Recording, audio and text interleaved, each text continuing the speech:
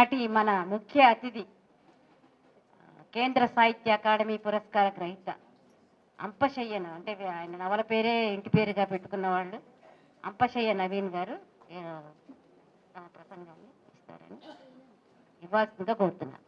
అసలు చెప్పొచ్చే విషయం ఏంటంటే, ఈ ఆర్ట్స్ కాలేజ్ బిల్డింగ్ చూస్తే, ఈ ఆర్ట్స్ కాలేజ్ బిల్డింగ్ నా జీవిత గమనాన్ని మార్చివేసింది అని చెప్పడానికి చెప్తున్నా.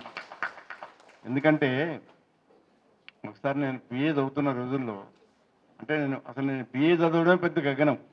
ఎందుకంటే మా నాన్నగారు నన్ను 10th ముగించి, చదువు మెట్రికులేషన్తో ముగించి తర్వాత ఏదైనా ఉద్యోగం చేసుకొని నాకేదైనా కొంచెం సహాయం పడరా బాబు అని చెప్పాడు ఆయన. ఆయనకు 10th తర్వాత చదివించే ఉద్దేశం లేదు. అయినా సరే నా అంతటి నేనే ఆర్ట్ కాలేజీలో జాయిన్ అయ్యి, అది అక్కడ వరంగల్ ఈ ఆర్ట్స్ కాలేజ్ కాదు, ఆర్ట్స్ అండ్ సైన్స్ కాలేజ్ వరంగల్లో జాయిన్ అయ్యి బిఏ పూర్తి చేసి, ఆ బిఏ పూర్తి చేయడమే అంతటితో అయిపోతుంది నా చదువు. ఆ రోజుల్లో ఒకసారి నేను ఇక్కడికి హైదరాబాద్కి, ఇక్కడ నాకు చాలా ఆత్మీయులైన మిత్రులు ఉండేవాళ్ళు, గంటా రామరెడ్డి అని, వరవర్రావు అని, నరసింహారెడ్డి అని. వీళ్ళు ఒకసారి రా, నువ్వు మా క్యాంపస్ చూద్దురా అని నన్ను ఇన్వైట్ చేశారు. ఊరికే క్యాంపస్, నేను బిఏ చదువుతుండగా. అప్పుడు నేను ఇక్కడికి వచ్చాను. వాళ్ళ ఇన్విటేషన్, ఇక్కడ చాలా బాగుంటుంది, వాతావరణం చాలా బాగుంటుంది, ఇక్కడ ఏ హాస్టల్ ముందు చాలా బుండుమల్ల చెట్లు ఉండేవి. ఆ బుండుమల్ల చెట్లు, ఆ బుండుమల్ల పూలని రోడ్డంతా పరిచేవి. ఆ దృశ్యం చాలా అద్భుతంగా ఉంటుంది, ఒకసారి ఈ దృశ్యానికి నీ కళ్ళు తెరుచుకో అని ఒకసారి ఎవరెవరో నాకు ఉత్తరం రాస్తాడు. అప్పుడు చూడాలి, ఈయన ఇంత బాగా రాస్తున్నాడు, ఇంత కవిత్వం రాస్తున్నాడు, చూడాలని ఇక్కడికి వచ్చాను అనమాట. వస్తే ఆర్ట్స్ కాలేజ్ చూసి ఐ వాజ్ సింప్లీ మెస్మరైజ్డ్. ఇదేమిటి, ఒక కాలేజీ బిల్డింగ్ ఇంత బాగుంటుందా, ఇంత అద్భుతంగా ఉంటుందా, ఇంత ఫెంటాస్టిక్. ఎవరో ఏ బ్రహ్మరాక్షసుడు ఎవడో పాతాళ భైరవి సినిమాలో లాగా ఏదో మాయమంత్రం వేసి ఈ బిల్డింగ్ ఇక్కడ తీసుకొచ్చి పడేసాడా అనిపించింది. అంతగా ఇంప్రెస్ అయ్యాను నేను. అప్పుడు ఏం నిర్ణయించుకున్నానంటే, కమ్ వాట్ మే, మా నాన్నగారు చదివించకపోని, ఆయన ₹1 ఇవ్వకపోని, I must study here in arts college అని నిర్ణయించుకున్నా. సో ఆ విధంగా బిఏ పూర్తి కాగానే ఇక్కడికి వచ్చి నేను ఎంఏకి అప్లై చేశాను. ఎంఏకి దేనికి అప్లై చేశాను, నాకు సాహిత్యం అంటే బాగా ఇంట్రెస్ట్, అది అందరికీ తెలిసిన విషయమే. తర్వాత పొలిటికల్ సైన్స్ అనేది ఒకటి నాకు చాలా ఫేవరెట్ సబ్జెక్ట్. ఈ రెండింటికి అప్లై చేసి వరంగల్కి వచ్చాను. అసలు అప్పుడు నా ఫ్రెండ్స్, క్లోజ్ ఫ్రెండ్స్, అదే ఎవరెవరో రామరెడ్డి, వీళ్ళు దేనికి అప్లై చేసి వచ్చావు అని అడిగారు. అంటే తెలుగును పొలిటికల్ సైన్స్ అన్నా. అయ్యో ఎంత పిచ్చి పని చేసినావు, ఈ తెలుగు పొలిటికల్ సైన్స్ ఎవరు అడుగుతాడు, రేపు నీకు ఉద్యోగం ఎట్లా వస్తుంది, నీకు ఉద్యోగం కావాలి కదా, ఉద్యోగం కావాలనుకుంటున్నావు కదా, ఎకనామిక్స్ అయితే నీకు బాగా త్వరగా ఉద్యోగం వస్తుంది అంటే, మళ్ళా నెక్స్ట్ ట్రైన్ ఎక్కి మళ్ళీ వచ్చి ఇక్కడ ఎకనామిక్స్ అప్లై చేసి, అప్పుడు ఎకనామిక్స్తో ఎంఏ చేశాను అనుకోండి. అయితే ఇక్కడ చదువు ఎట్లా సాగింది, ఇదే ఆర్ట్స్ కాలేజీలో, ఇదే ఎకనామిక్స్ డిపార్ట్మెంట్, ఇక్కడే దీని కిందనే ఇప్పుడు మనం ఇక్కడ కూర్చున్న ఈ సమావేశం మందిరానికి కిందనే ఎకనామిక్స్ డిపార్ట్మెంట్ ఉంటుంది. అక్కడ వచ్చి చదివేవాడిని. ఇప్పుడు టెక్స్ట్ ఈజ్ ఎ ప్రిటెక్స్ట్ అని ఇంగ్లీష్లో ఒక మాట ఉంది. టెక్స్ట్ ఈజ్ ఎ ప్రిటెక్స్ట్ అంటే, ఎకనామిక్స్ అన్నట్టు చదవలేదు నేను సరిగ్గా, నిజం చెప్తున్నా, ఇవాళ మీకు నిజం చెప్తున్నా. It was only A pretext, economics was only A pretext. ఎందుకంటే ఎంతసేపు సాహిత్యం మీదనే దృష్టి అంతా. అప్పుడు గమ్మత్తుగా వరవరావు ఎంఏ పూర్తి చేసి ఆయన యూజీసీ స్కాలర్షిప్ మీద ఇక్కడ 2 years ఉంటున్నాడు. ఆయన క్లాసులు లేవు, ఎప్పుడో ఒకసారి పోయి తెలుగు డిపార్ట్మెంట్ పోయి సంతకం పెట్టి రావాలి. యూజీసీ ఎవ్రీ మంత్ ఆయన స్కాలర్షిప్ ఇస్తుంది రీసెర్చ్ చేయడానికి, ఇక్కడ ఫ్రీగా ఉన్నాడు. ఎక్కడ ఈ ట్విన్ సిటీస్లో ఎక్కడ సాహిత్య సమావేశం జరిగినా నన్ను తీసుకెళ్ళేవాడు ఆయన. క్లాసు లేదు, ఏం లేదు. ఎకనామిక్స్లో ఏ ప్రొఫెసర్ నాకు తెలియదు. నా అటెండెన్స్ కూడా వెరీ వెరీ పూర్. మీకు అటెండెన్స్ తక్కువ ఉండడం వల్ల మిమ్మల్ని ఎగ్జామినేషన్స్ పంపించడం లేదని నోటీస్ బోర్డు మీద నా పేరు ఎక్కింది. అట్లాగే ఫీజు కట్టలేదని పేరు ఎక్కింది. మెస్ ఫీజు కట్టలేదని పేరెక్కింది. ఇట్లా రకరకాలుగా ఏమి చదువు మీద ఏమి ఇంట్రెస్ట్ లేదు. ఎక్కువ సాహిత్యం సాహిత్యం సాహిత్యం సాహిత్య సమావేశాలు, ఆ సాహిత్యం మీదనే దృష్టి అంతా. అట్లా ఉంటున్న సమయంలో జస్ట్ ఒక విషయం చెప్పడం కోసం ఇదంతా చెప్తున్నా మీకు. ఒక నవల అనేది ఎట్లా పుడుతుంది, నవల పుట్టడానికి ఏమిటి అసలు, ఒక మంచి నవల పుట్టడానికి ఏది ఏది ఏది కారణం అవుతుంది అని అంటే, ఇక్కడ ఎంఏ చదువుతున్నప్పుడు చెప్తున్నా కదా, ఎప్పుడు టెక్స్ట్ ఈజ్ ఎప్పుడు టెక్స్ట్ అని అనేక రకాలుగా నేను సఫర్ అయ్యాను. అటెండెన్స్ లేదు, మెస్ ఫీజు కట్టలేదు, మామూలుగా కట్టే టర్మ్ ఫీజు కట్టలేదు. ఈ కారణాల చేత మీరు ఎగ్జామినేషన్ రావడానికి వీలు లేదు, మీకు హాల్ టికెట్ రాదు అనుకున్నప్పుడు ఒక నైట్ ఆలోచిస్తూ ఇదంతా ఒక విద్యార్థి జీవితంలో జరిగిన ఈ సంఘటనలన్నింటినీ ఒక నవలగా రాస్తే ఎట్లా ఉంటుంది అనే ఐడియా వచ్చింది. అన్నారా? అంటే నవల పుట్టడానికి, నవలకు బీజం ఎలా పడుతుంది, ఒక మంచి నవలకు బీజం ఎలా పడుతుంది అని అంటే, సరిగ్గా ఇవన్నీ ఈ సంఘటనలన్నీ జరిగిన తర్వాత దీన్ని ఇతివృత్తంగా తీసుకొని ఒక నవల రాస్తే ఎట్లా ఉంటుంది అని అనుకున్నాను. ఆ రాయటం అనేది నాకు కథలు, అంతకుముందు కొన్ని కథలు రాశాను. కాస్త ఒక స్ట్రీమ్ అంటారు, స్ట్రీమ్ అంటే ఒక ప్రవాహం లాగా, ఆ శైలి అనేది ఒక ప్రవాహం లాగా సాగేది. నేను అక్కడ మిత్రమండలి ఒక సంస్థ ఉంది వరంగల్లో. ఆ వరంగల్లో ఉన్న ఈ మిత్రమండలి సమావేశంలో అప్పుడు ఎవ్రీ ఫోర్త్ నైట్, ప్రతి పక్షం రోజులకు ఒకసారి ఒక సమావేశం జరుగుతుండేది. కాళోజీ బ్రదర్స్, పెద్ద కాళోజీ చిన్న కాళోజీ వాళ్ళు ఆధ్వర్యం, వాళ్ళే ఆ సంస్థను ప్రారంభించారు. అక్కడ రచయితలు తమ కవితల్ని, తమ కథల్ని, లేక తమ విమర్శల్ని, తమ నాటకాలు వీటిని వినిపించేవారు. వినిపిస్తే ఆ విన్నవాళ్ళు ఆ రచనలో ఉన్న మంచి చెడ్డలు ఏంటి, అది బాగుందా బాగలేదా, బాగలేదు ఎందుకు బాగలేదు, బాగుంటే ఎందుకు బాగుంది, ఇవన్నీ చర్చించేవాళ్ళం. అప్పుడు నేను ఆ మిత్రమండలి సమావేశంలో ఒక కథ చదివాను. నేను రాసిన మొట్టమొదటి కథ. ఆ కథ విన్న ఒక మిత్రుడే, ఆ మిత్రుడు ఎవరో కాదు, అందరికీ తెలిసిన మిత్రుడే, వరవరావు గారు ఒక మాట వాడాడు. ఫస్ట్ టైం వినడం నేను ఆ మాట. ఏమన్నాడంటే, ఈ కథలో స్ట్రీమ్ ఆఫ్ కాన్షియస్నెస్ లాగా సాగింది ఈ కథ అన్నాడు. What is stream of consciousness తెలియదు నాకు అప్పటిదాకా. అంటే చైతన్య స్రవంతి అని బుచ్చిబాబు గారు దాన్ని తెలుగులో అనువాదం చేస్తారు అనుకోండి.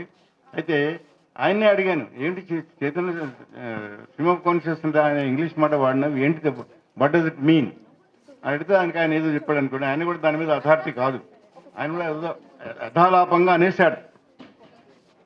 ఆ తర్వాత ఈ సంఘటనలన్నీ ఒకరోజు జరిగినాయి కదా, ఒకరోజు జరిగినట్టుగానే ఒక నవల రాయాలి.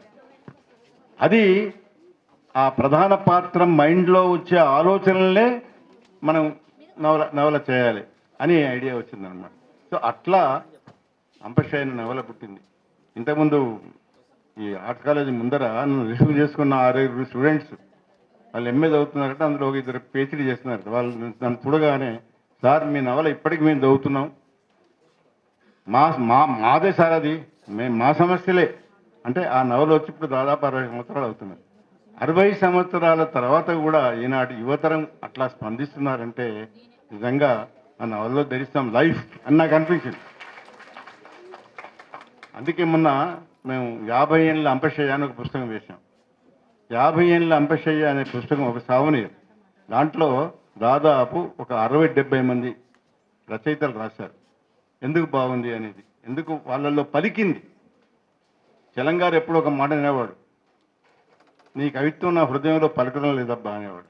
ఎవరి కవిత్వం ఎవరైనా వెళ్ళి ఆయన కవిత్వం వినిపిస్తే, మీ కవిత్వం నా హృదయంలో పలకడం లేదు అనే మాట వాడేవాడు. పలకడం లేదు అనే మాట అంటే, పలకడం లేదు అంటే నీ హృదయం స్పందించడం లేదు ఆ కవిత్వం విన్నప్పుడు.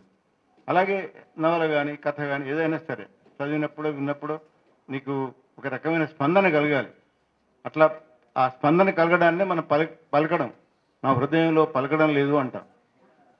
సో అట్లా ఆ అంపశయ్య అనే నవల అట్లా పుట్టింది.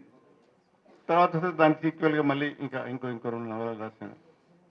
అయితే ఇంతకుముందు ప్రతాప్ రెడ్డి తెలంగాణ నుంచి నవలలు రావడం లేదు, ఈ దశాబ్దంలో రావడం లేదు అని కొంత నిరాశ వెలిపించాడు. నేను రాసిన ఒక నవల ఆయన దృష్టికి రాలే పాపం. అయితే ట్రాజెడీ ఏంటంటే, నవల విషయంలో ట్రాజెడీ ఏంటంటే, చాలామంది నవలలు చదవరు అసలు. ఎందుకంటే నవలలు చదివే సాంప్రదాయం మనకు లేదు. బేసికలీ మనది కవిత్వం.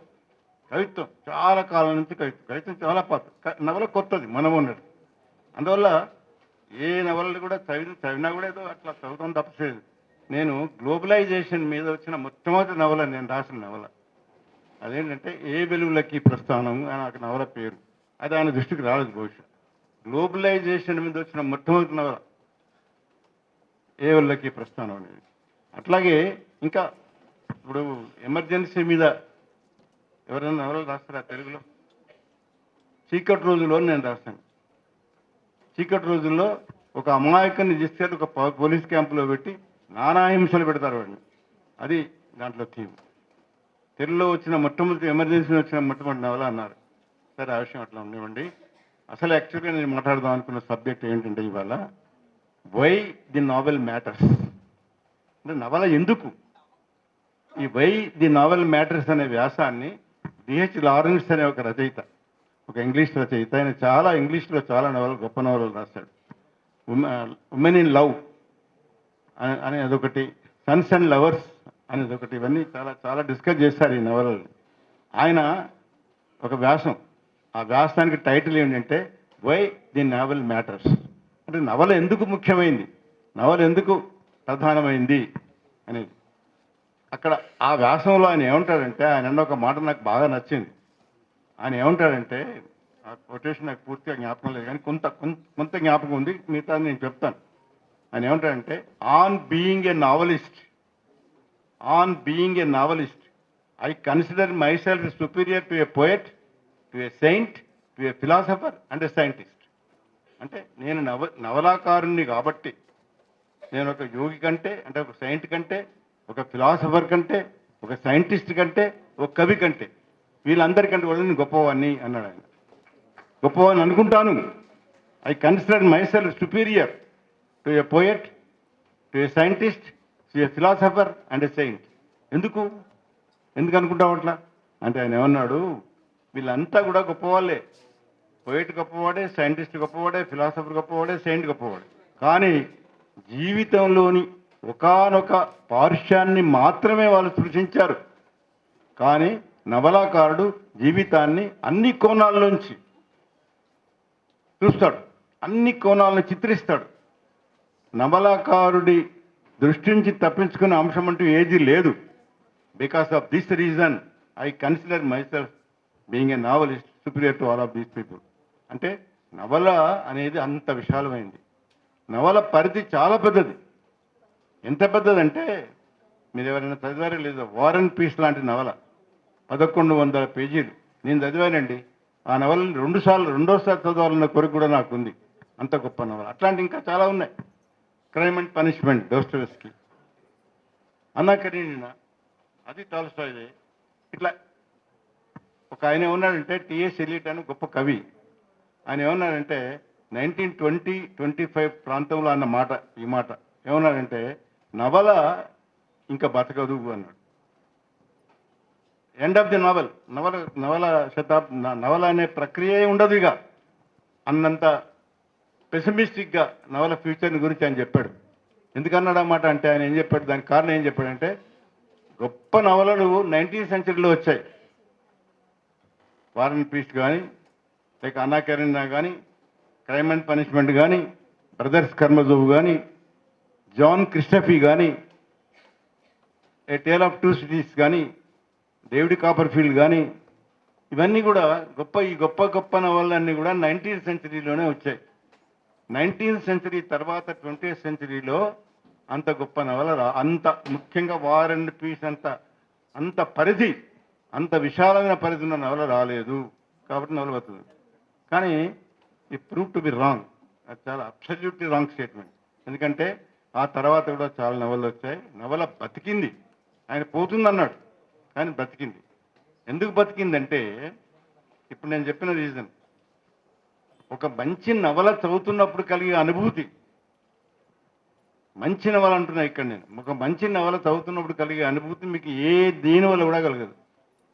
ఈవెన్ బెస్ట్ పోయిటరీ కావచ్చు, బెస్ట్ ఫిలాసఫీ కావచ్చు, బెస్ట్ ఇవన్నిటికంటే కూడా ఒక మంచి నవల చదువుతున్నప్పుడు కలిగే అనుభూతి, కలిగే ఆ స్పందన, అంటే మీ హృదయంలో పలకడం అంటాను చూడండి, ఆ పలకడం అనేది ఇంకా ఏ సాహితీ ప్రక్రియ వల్ల కూడా సాధ్యం కాదు అనేది రుజువైంది. కాకపోతే రుజువు కావడానికి మీకు చూపించాలి. మీరు వార్ అండ్ పీస్ చదువుతారా? ఇప్పుడు మీరు ఎవరైనా చదవగలుగుతారా? నేను చదివాను, నేను 2 సార్లు చదివాను. క్రైమ్ అండ్ పనిష్మెంట్ చదువుతారా? ఎవడైనా తప్పు చేస్తే, ఎవడైనా ఒక హత్య చేశాడు అనుకోండి, హత్య చేస్తే వాడిని ఎవడు ఏ పోలీసు వాడు శిక్షించాల్సిన అవసరం లేదు, నీలో ఉన్న నీ అంతరాత్మ నిన్ను శిక్షిస్తుంది అనే థీమ్ క్రైమ్ అండ్ పనిష్మెంట్ నవల్లో. ఈ థీమ్ మీద ఆయన ఒక 800 పేజీల నవల రాశాడు. అంటే క్రైమ్ నువ్వు చేసిన తర్వాత పనిష్మెంట్ ఎవరిస్తారు? నీకు నువ్వే ఇచ్చుకుంటావు, నీలో ఉన్న అంతరాత్మ నుండి శిక్షిస్తుంది అనే థీమ్తో రాశాడు ఆయన. అలాగే బ్రదర్స్ కర్మజో అని మరో నవల. అంటే ఇంత గొప్ప నవలలు ఇవన్నీ చదవడం వల్ల నీ సంస్కారం పెరుగుతుంది. మనిషిని సంస్కరించే సాధనం, అంటే మనిషిని సంస్కరించే సాధనం అని ఎందుకంటున్నానంటే, మనిషి సంస్కారవంతుడు కావాలంటే అది ఒక్క రోజులో జరిగేది కాదు. మనిషి పుట్టడమే సంస్కారవంతుడిగా పుట్టడు. మనిషి సంస్కారవంతుడిగా కావాలంటే చాలా టైం పడుతుంది. తనతో తను పోరాటం చేసుకోవాలి. తెలంగాణ అంటుండేవాడు పదే పదే, నేను రాసిందంతా ఎవరినో తిట్టడానికి కాదురా బాబు, సమాజాన్ని తిట్టడానికి కాదు, ఎవరిని తిట్టడానికి, నన్ను నేను సంస్కరించుకోవడానికి రాశాను నేను అన్నాడు ఆయన. ఆయన రాసిన నవలలు, ఆయన రాసిన మ్యూజిక్స్, ఆయన రాసిన లవ్ లెటర్స్, ఆయన రాసిన అనేక నాటకాలు, ఇవన్నీ కూడా నన్ను నేను తెలుసుకోవడానికి, నన్ను నేను సంస్కరించుకోవడానికి. సాహిత్యానికి ఆ శక్తి ఉందండి, whether you believe it or not. మనిషిని సంస్కరించే ఒక సాధనం. మనం మంచి వాళ్ళం కావాలి, మన పుట్టినతోనే మంచి వాళ్ళం కాదు. ప్రతి వ్యక్తిలో కూడా కొంత మంచి కొంత చెడు రెండు ఉంటాయి. చెడును సంవరించుకొని మంచిని పెంచుకోవడానికి అత్యంత ఉన్నతమైనటువంటి సాధనం ఏమిటంటే సాహిత్యం. ఇవాళ సాహిత్యానికి సమాజం దూరం అయిపోతున్నది. అది మనందరం చూస్తూనే ఉన్నాం. ఇవాళ పుస్తకాలు ఎవరు చదువుతున్నారు? పుస్తకాలు చదవడం లేదని కంప్లైంట్ పదే పదే వినిపిస్తున్నది. ఇప్పుడు ఒకప్పుడు మేము ఏదైనా ఒక నవల రాస్తే, ఉదాహరణకి అంపశయ్య తీసుకోండి, అంపశయ్య 16 సార్లు రీప్రింట్ అయిందండి. అది జనం చదివారు దాన్ని అట్లా. అదే వేరే ఏ నవల చూసినా కూడా ఇవాళ 500 కాపీలు మీరు వేస్తారనుకోండి, 500 కాపీలు కొనేవాళ్ళు లేడు. మ్యాక్సిమం ఒక 100 కాపీలు పోతే ఎక్కువ. అంటే చదివే వాళ్ళు బాగా తగ్గిపోయారు, నవల చదివే వాళ్ళు బాగా తగ్గిపోయారు. ముఖ్యంగా యువతరం బాగా అసలు నవల పట్ల వాళ్ళకి ఎలాంటి ఇంట్రెస్ట్ లేదు. కాకపోతే ఇంగ్లీష్ మీడియంలో చదువుకున్న వాళ్ళు కొన్ని ఇంగ్లీష్ నవలలు చదవడానికి, అవి కూడా ఏదో క్రైమ్ నావెల్స్, సెక్స్ నావెల్స్, ఆ టైప్ ఆఫ్ అవి ఎక్కువ చదువుతున్నారు. అంటే మంచి నవల జోలికి పోతలేరు. అది ఇప్పుడు ఇవాళ జరుగుతున్న ఒక ముఖ్యమైనటువంటి పరిణామం. సాహిత్యానికి సమాజం ఇవాళ దూరం అయిపోతున్నది. ఇవాళ నాకు అంటే మీరు నాతో ఏకీభవిస్తారో లేదో నేను చెప్పలేను, కానీ ఇవాళ సమాజంలో ఈ క్రైమ్స్ విపరీతంగా పెరిగిపోతున్నాయి. ఎక్కడ చూసినా హత్యలు, భార్య భర్తను చంపడం, భర్త భార్యను చంపడం, ఏదో ప్రియుడిని అడ్డం పెట్టుకొని భర్త అడ్డం వస్తున్నాడని భర్తను భార్య చంపేయడం, పిల్లల్ని చంపడం, ఇవన్నీ జరుగుతున్నాయి. ఎంత ఘోరం అంటే ప్రతిరోజు మీరు పేపర్ చూసినా, టీవీ చూసినా ఇవే వార్తలు. ఎందుకు జరుగుతుంది? సమాజం ఇంత పతనమైపోతున్నది ఏంటి? ఎందుకు అంటే నాకు కనిపించే ఒక కారణం, there may be many reasons, thousands of reasons. సాహిత్యానికి దూరం అయిపోవడం. ఇవాళ టీవీలు చూస్తున్నారు ఎక్కువ. పుస్తకాలు చదివే వాళ్ళంతా, ఒకప్పుడు నవలలు చదివేవాళ్ళు, గృహిణులు ముఖ్యంగా, టీవీలు చూస్తున్నారు ఇప్పుడు. టీవీలలో ఏముంటున్నాయి ఇవాళ వచ్చే టీవీలలో?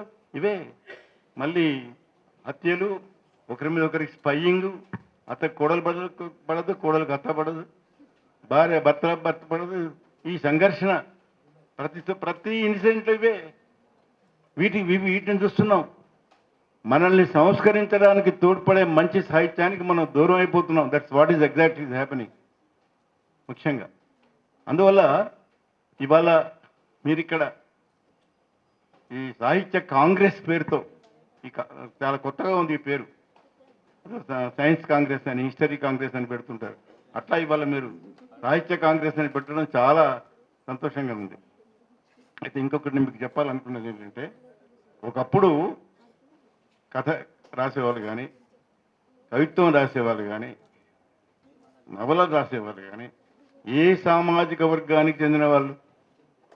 మొదట్లో మేము స్టూడెంట్స్గా మేము నవలలు చదువుతున్నప్పుడు, లేక కథలు చదువుతున్నప్పుడు, లేక కవిత్వం చదువుతున్నప్పుడు 90% ఒకే ఒక సామాజిక వర్గం నుంచి వచ్చేవి అవన్నీ కూడా. ఇప్పుడు ఏమైంది? ఒక పెద్ద మార్పు. అది నా దృష్టిలో చాలా ఆరోగ్యకరమైన మార్పే. ఏంటంటే ఇవాళ సామాజిక వర్గానికి చెందిన అనేక వర్గాలు, ఒక వర్గాన్ని కాదు, ఇప్పుడు అనేక వర్గాలు. ముఖ్యంగా ఇప్పుడు మన ఇక్కడ మిత్రులు చెప్పారు చూడండి, మాలం మాదిగల గురించి ఎవరైనా రాశారా? వాళ్ళ సమస్యలు అంటే వాళ్ళ గురించి ఇంకెవరో రాయడం కాదు, వాళ్ళే రాయడం. వాళ్ళే రాసుకోవడం వల్ల ఒక అడ్వాంటేజ్ ఏంటంటే, నిజంగా వాళ్ళ సమస్యల్ని వాళ్ళు చాలా బాగా, చాలా లోతుగా వాళ్ళు చూపించగలరు. అది that's what is happening now. That's a very good change. ఇవాళ నవలల్లో కూడా చాలా నవలలు అట్లా వస్తున్నాయి. మేము ప్రతి సంవత్సరం ఒక నవలల పోటీ అని పెడతాం. ఆ నవలల పోటీకి ప్రతి సంవత్సరం దాదాపు ఒక 10-15 ఒక్కొక్కసారి 20 నవలల వరకు వస్తాయి. దాంట్లో ఇవాళ మేము దాదాపు ఒక 12 సంవత్సరాల నుంచి ఇస్తున్నాం ప్రైజులు. ఈ 12 సంవత్సరాల నుంచి వచ్చిన నవలలు చూస్తే అనేక డిఫరెంట్ సెక్షన్స్ నుంచి రాసిన నవలలు ఉన్నాయి. అవి ఆ రచయితలు ఒక సామాజిక వర్గానికి చెందిన వాళ్ళు కాదు, ఇదివరలాగా డిఫరెంట్ అనేక సామాజిక వర్గాలకు చెందిన వాళ్ళు ఇవాళ నవలలు రాస్తున్నారు, కథలు రాస్తున్నారు, ఇంకా వేరే సాహిత్య ప్రక్రియలో కూడా వాళ్ళు చూడబెడుతున్నారు. అది ఒక మంచి ఆరోగ్యకరమైన, అంటే సమాజం మారుతున్నది, రోజు రోజుకు మారుతున్నది, అనుక్షణం మారుతున్నది ఇవాళ సమాజం. అది మంచి వైపా చెడు వైపా? ఇవాళ మనం టెక్నాలజీలో బ్రహ్మాండమైన విజయం సాధించాం. ఇవాళ ఇదివరకు ఎవ్వరు అడుగుపెట్టని మూన్కు, అంటే చంద్రునికి అదర్ సైడ్ మన వాహక నౌకను దింపాం. ఇంకా ఎన్నో రకాలుగా రోబోస్తో ఇవాళ ఆపరేషన్లు చేపిస్తున్నాం. బ్రహ్మాండమైన టెక్నాలజీ ఇంప్రూవ్ అయింది. ఇక్కడ నేను అడిగే ఒక ప్రశ్న మిమ్మల్ని అందరినీ అడుగుతున్నా, ఇంత టెక్నాలజీ డెవలప్ అయింది కదా, మనిషి ఏమన్నా మారాడా? మనిషిలో ఏమన్నా మార్పు వచ్చిందా? మనిషిలో ఉన్నటువంటి కొన్ని పాశవిక శక్తులు, కొన్ని ఇన్స్టింక్ట్స్ అవి మారినాయా? ఏమన్నా మనిషి ఏమన్నా నాగరికుడు అవుతున్నాడా, సంస్కారవంతుడు అవుతున్నాడా అని మనల్ని మనం ప్రశ్నించుకుంటే చాలా నిరాశాజనకమైన సమాధానం వస్తుంది. ఎందుకంటే ఇవన్నీ కూడా అవుట్ సైడ్ డెవలప్మెంట్స్. మనిషి ఇన్నర్ వాడి లోపల ఏం జరుగుతున్నది? ఇప్పుడు సిగ్మండ్ ఫ్రాయిడ్ లాంటి పెద్ద మానసిక శాస్త్రజ్ఞులు ఏం చెప్పారు? మనిషి బయట నుంచి కనిపించేవాడు నిజమైన మనిషి కాదు. మనందరం కూడా నిజమైన మనుషులు ఎప్పుడవుతామంటే మన లోపల ఉన్న మనిషిని కనుక సంస్కారవంతుని చేసుకోగలిగితే, ఆ లోపలున్న మనిషి కూడా చాలా ఇలాంటి ఈ దుష్ట శక్తుల నుంచి తను రక్షించుకున్నట్టయితే అప్పుడు నిజమైనటువంటి మార్పు. కాబట్టి మనిషి మారాలి అంటే ఒక పైనే కాదు, లోపల తను పరీక్షించుకోవాలి, తను తాను సంస్కరించుకోవాలి, తాను వేరేవాడు అబ్జర్వ్ చేసినట్టుగా, వేరేవాడు తనను అనలైజ్ చేసినట్టుగా చూసుకోవాలి. ఒక చిన్న ఇది చెప్తా మీకు, ఒక చిన్న ఇన్సిడెంట్ చెప్తా. ఇంకో 10 నిమిషాలు మాట్లాడవచ్చు కదా. ఏంటంటే మాకు సాహిత్య అకాడమీ అవార్డు వచ్చినప్పుడు ఢిల్లీకి పిలుస్తారు. ఢిల్లీకి పిలిచి సాహిత్య అకాడమీ అవార్డు ప్రజెంట్ చేసిన తర్వాత నెక్స్ట్ డే ఏం చేస్తారంటే, ప్రతి రచయితను కూడా వాని ఎక్స్పీరియన్స్ చెప్పంటారు. ఈజ్ క్రియేటివ్ ఎక్స్పీరియన్స్ చెప్పంటారు. క్రియేటివ్ ఎక్స్పీరియన్స్ 10 నిమిషాలు టైం ఇస్తారు. అది రాసుకురావాలి, సాధారణంగా ఇంగ్లీష్లో కానీ హిందీలో కానీ రాసుకురావాలి. నేను నా చిన్న ఎనెక్డోట్ లాంటివి చెప్తా. నేను ఆ రోజు పేపర్ చదివాను, 10 నిమిషాలు చదివాను. చదివి నా క్రియేటివ్ ఎక్స్పీరియన్స్ ఏంటంటే, నన్ను నేను థర్డ్ పర్సన్ పరిశీలించినట్టుగా, అంటే వేరేవాడు నన్ను అనలైజ్ చేసినట్టుగా, పరిశీలించినట్టుగా భావించుకొని నేను రచనలు చేశాను అని చెప్పాను. ఆ మాట సభలో ఉన్న ఒక ఆమెకు ఎంత నచ్చిందంటే, ఆమె ఎక్కడ ఈ నాగాల్యాండ్ ఏదో ఏదో స్టేట్కి చెందిన ఆమె పరిగెత్తుకొని వచ్చి సభ ముగిసిన తర్వాత వచ్చి గట్టిగా నన్ను ముద్దు పెట్టుకోవడానికి ప్రయత్నం చేసింది. అయితే ముద్దు పెట్టుకోవడానికి ప్రయత్నం చేస్తే కొంచెం ఆగింది. ఎందుకు ఆగిందంటే పక్కన నా భార్య ఉంది. ఆమెను చూసి ఆగిపోయింది పాపం. అరే ఏంటి ఏంటమ్మా ఏంటి ఏంటి ఇంత ఇంత ఎక్సైట్ అయ్యావు ఏమిటి అని అడిగితే, నన్ను నేను ఇంకొకరు అనలైజ్ చేసినట్టుగా చేసుకుంటాను అని మీరు చెప్పారే, చాలా గొప్ప మాట సార్ అది అని. అంటే మనల్ని మనం అట్లా పరిశీలించుకోవాలి. అట్లా పరిశీలించుకునే అలవాటు, అట్లాంటి హ్యాబిట్ మనలో ఉన్నట్టయితే మనల్ని మనం సంస్కరించుకోగలుగుతాం. కాబట్టి ఇప్పుడు ఒక్కొక్కసారి చాలా చెడు ఆలోచనలు వస్తాయి మనకు. ఎంత సంస్కారవంతులమైనా సరే ఆ చెడు ఆలోచన నుంచి మనకు పూర్తిగా విముక్తి కలగాలి అంటే మనల్ని మనం అనుక్షణం పరిశీలించుకుంటూ ఉండాలి. అది మంచి సాహిత్య లక్షణం. కాబట్టి వాళ్ళ నవలా సాహిత్యం చేసే పని కూడా అదే. నవలా సాహిత్యం చేసే ముఖ్యమైన పని కూడా అదే. మనల్ని సంస్కరించుకోవడం తోడ్పడుతుంది. ఒక మంచి నవల చదివినప్పుడు, ఉదాహరణకి క్రైమ్ అండ్ పనిష్మెంట్ నవల చదివి నేను చాలా మారాను. తెలంగాణ నవలలు చదివి నేను చాలా మారాను. బుచ్చిబాబు గారి నవలలు చదివి నేను చాలా మారాను. బుచ్చిబాబు గారి నవలలు, కథలు ఏం చేస్తాయి? ఎప్పుడైనా మీరు ఆలోచించారా? బుచ్చిబాబు చదివారా మీరేమన్నా? చదివితే ఏమవుతుందంటే మన లోపలికి మనం చూసుకునే ఒక అలవాటు వస్తుంది మనకి. బుచ్చిబాబు ఏ కథ చదివినా లేక ఆయన నవల చదివినా మనం ఏమిటి అసలు మనలోకి మనం అంతర్దృష్టి అది మనలో ఏర్పడుతుంది. అది మంచి సాహిత్య లక్షణం, మంచి నవల లక్షణం. అందుకని ఈ నవలా కాంగ్రెస్ మీరు పెట్టారు. సరే, కొన్ని నవలను మీరు డిస్కస్ చేశారు. ఒక నవల ఎందుకు ఇంపార్టెంట్, వై నావల్ మ్యాటర్స్ అని చెప్పాను నేను. వై నావల్ మ్యాటర్స్ అంటే this reason, because of this reason novel matters. ఇప్పుడు ప్రాబ్లం ఏంటంటే మన వాళ్ళు ఏమంటారు, కాదంబరి మనకి కొత్తది కాదు, నవల ఇప్పుడు వచ్చింది కాదు. కాదంబరి ఎప్పుడో వచ్చిన నవల, అది నవలే. తర్వాత ఇంకా కళాపూర్ణోదయం కూడా నవలే అని అంటారు. చాలా తప్పుడు అభిప్రాయం. ఇంకొక మాట మీకు ఏం చెప్పాలంటే, మన కాసుల ప్రతాప్ రెడ్డి ఒప్పుకోడో ఏంటంటే, నవల అంటే సమకాలీన జీవితాన్ని ఒక కల్పనాత్మక కథగా చెప్పే ఒక వచన ప్రక్రియ. That is the definition of a novel. అక్కడ సమకాలీన జీవితం అనేది చాలా ఇంపార్టెంట్ మాట. అది ఎప్పుడో జరిగింది. ఇప్పుడు చారిత్రక నవలల్ని, పౌరాణిక నవలల్ని నవలని భావించనండి. I don't accept them as novels, because అవి సమకాలీన జీవితాన్ని ప్రతిబింబించవు. ఇప్పుడు నేను తెలంగాణలో వచ్చిన మొట్టమొదటి నవల ప్రజల మనిషి అని అన్నాను 1-2 సార్లు. అంటే అది ప్రతాప్ రెడ్డికి నచ్చలేదు. ఎందుకు నచ్చలేదు అంటే, అంతకన్నా ముందే వచ్చినాయండి నవలలు. ఆ నవల పేర్లు వింటేనే చాలా భయం వేస్తుంది మనకు. అది ప్రజల మనిషి కంటే ముందు వచ్చిన నవలలు. చారిత్రక నవలలు, పౌరాణిక నవలది ఇంకా ఘోరం. ఎప్పుడో రామాయణ కథనో లేకపోతే ఇంకేదో అప్పుడు వచ్చిన మహాభారతం కథనో తీసుకుని నవలగా రాస్తే అది నవల అవుతుందా? సమకాలీన జీవితం అనేది చాలా ముఖ్యమైన మాట అక్కడ. ఈఎం ఫారెస్టర్ అని గొప్ప నావలిస్టు, ఆయన ఆస్పెక్ట్స్ ఆఫ్ ది నావెల్ అని ఒక పుస్తకం రాస్తాడు.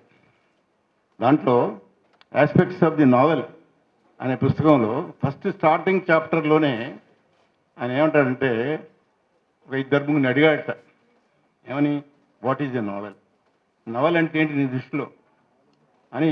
ఏ మ్యాన్ ఇన్ ది స్ట్రీట్ అంటే ఎక్కువ చదువుకునేవాడు అని అడిగితే వాడు ఏమన్నాడట, నవల్ అంటే ఏముందంటే ఒక కథ అన్నాడట. చాలామంది అలాగే అనుకుంటారు. రెండవ వాడిని అడిగాడట, వాట్ ఈజ్ ఎ నావెల్ అని. నవల్ అంటే ఏదో చాలా ఉంటాయి, దాంట్లో కథ కూడా ఉంటుంది అని అన్నాడట. ఇంకొకరిని కాస్త సాహిత్యం గురించి తెలిసినామని అడిగితే, వాస్తవిక జీవిత చిత్రణతో పాటు ఓ కథ కూడా ఉంటుంది, అది నవల అన్నట. అంటే నేను I will agree with the third person అన్నాడు ఆయన. అంటే సమకాలీన జీవితం అక్కడ చాలా ముఖ్యమైన మాట. సమకాలీన జీవితాన్ని చిత్రించాలి నవల. సమకాలీన జీవితాన్ని వాస్తవికంగా చిత్రించేది వచన ప్రక్రియ. ఇంకొక ముఖ్యమైన మాట, వచన ప్రక్రియ. నవల is an essentially a prose medium. దాన్ని కొంతమంది ఏం చేశారంటే, దాన్ని కవిత్వంగా కూడా మేము రాస్తాం, నవలను మేము కవిత్వంగా రాస్తామని నవలను నడుకుంది. ఎవరో కాదు, మన మిడ్ నైట్ చిల్డ్రన్ రాశాడు చూడండి. ఎవరైనా పేరు మిడ్ నైట్ చిల్డ్రన్ రాసింది ఎవరు? ఆయన ఒక పోయిటరీలో ఒక నవల రాసే ప్రయత్నం చేశాడు. పోయిటరీలో రాసిన నవల ఆయన చెప్పాడు ఇట్స్ ఎ ఫెయిల్యూర్ అన్నాడు. Because novel is essentially is a prose medium. అది వచన ప్రక్రియ. అందుకని ఎప్పుడో వచ్చిన కాదంబరి లేకపోతే ఇంకేదో ఇవన్నీ కూడా నవళ్ళు అవుతాయా? ఎప్పుడో ఎవడో ఎక్కడో చక్రవర్తి ఉన్నాడు, ఆ చక్రవర్తికి ఇద్దరు కొడుకులు, వాళ్ళు వేటకు వెళ్ళారు అని ఇట్లా రాసిన నవల అవుతుందా? సమకాలీన జీవితం అనేది నవలకు ప్రాణం. సమకాలీన జీవితం వల్ల యథార్థ సమకాలీన జీవితాన్ని ఒక కల్పనాత్మక కథగా చెప్పడం నవల లక్షణం. అందుకని అట్లా తెలంగాణలో నా దృష్టిలో నాకు తెలిసింది ప్రజల మనిషి కావచ్చు, అంతకుముందు ఉండొచ్చు. నన్నయ్యకి ముందు కూడా చాలా కవిత్వం ఉంది అంటారు. ఆయన ఆది కవి అని పేరు వచ్చింది అని. సరే, ఇవన్నీ ఆలోచించాల్సిన విషయాలు. I'm living them to your thinking. So anyway, ఇవాళ ఈ నవల గురించి ఇంత మంచి సమావేశం ఏర్పాటు చేసిన మన తెలుగు డిపార్ట్మెంట్, ముఖ్యంగా మన కాసిం గారికి, ఆయన టీంకి, వీళ్ళందరికీ కూడా చాలా కృతజ్ఞతలు.